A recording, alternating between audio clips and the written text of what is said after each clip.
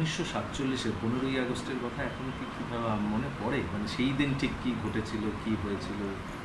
1947 সালে দেশের স্বাধীনতা ঘোষণার পর বাড়িতে ফ্ল্যাগ লাগানো হয়েছিল, এটা মনে আছে। আর খাওয়া দাওয়া হয়েছে। কিন্তু 1948 সালে স্বাধীনতা দিবসে আমরা যেখানটায় থাকতাম, তখন থাকতাম 23-16 গড়িয়াহাট রোড। সেখানে বেশি বাড়ি ছিল না। একটা ডাক্তারবাবু বাড়ি ছিল, ডক্টর সেন ফার্মেসি ছিল, সেটা একতলা বাড়ি এবং একটা চিলেকোঠা ছিল। আর ছিল তার পাশে একটা প্লট ছিল ফাঁকা, বাড়ি হয়নি। আমাদের বাড়ি ছিল পাশে, একটা ঘোষেদের বাড়ি ছিল, ওটাকে বসেদের বলতো আর ওটা ঘোষেদের বলতো।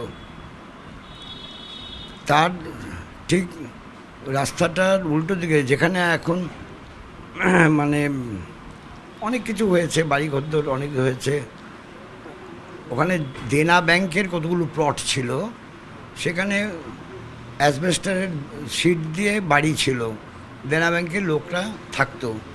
সেই ব্যাংকটা 1948-এ ফেল করার পর তারপর তো সেসব বিক্রি হয়ে যায়।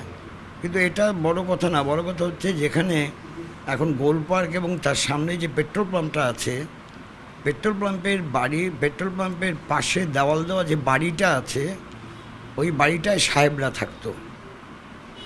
তারা ইউনিয়ন জ্যাক উড়িয়ে দিয়েছিল। সেটাতে অনেকে দেখে হৈ হৈ করে গেছে। আমরা তখন তো ছোট বয়স, অল্প বয়স, তখন মানে 7+, মানে না, তখন তো 48-এ, হ্যাঁ 7+, 8+ বয়স। তা আমরা সবাই ছুটলাম, সেই ইট পাটকেল মারা হলো, তারপর পুলিশ আসলো, তারপর ওই ইউনিয়ন জ্যাকটাকে নামিয়ে ফ্ল্যাগ তোলা হয়েছিল, আমাদের তেরাঙ্গা ফ্ল্যাগ তোলা হয়েছিল, জাতীয় পতাকা তুলে দেওয়া হয়েছিল। এইটা মনে আছে যে মানে হুলস্থুল কাণ্ড সব। আমরা সব মানে কিষ্কিন্দা বাহিনী, তখন তো আমি ছোট, কিষ্কিন্দা বাহিনী বলতাম আমরা কিষ্কিন্দা বাহিনীরও বড়দের সাহায্য করেছি। মানে তারা বাধ্য হয়েছে পরে, সেটা ইটপাটকেল ছোড়া হয়েছিল। এটা মনে আছে। কেন তারা ইউনিয়ন জ্যাক তুলবে? দেশ স্বাধীন হয়েছে, তারপর তারা ওই বাড়ি থেকে চলে যায়। তারপর অন্যেরা, ভারতীয়রা, ওরা ওরা ওরা এরই ছিল, মানে লন্ডনবাসী লোক ছিল।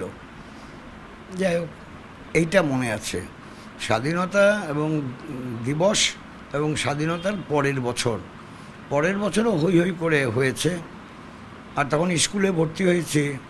স্কুলে স্বাধীনতা দিবসে যেতাম, সকালবেলা খাবার দিত, এটা মনে আছে, মানে লাড্ডু দিত, এটা মনে আছে। বাবা মা কিছু বলতেন মানে স্বাধীনতা দিবসের, মানে 47-এর দিন সেটা?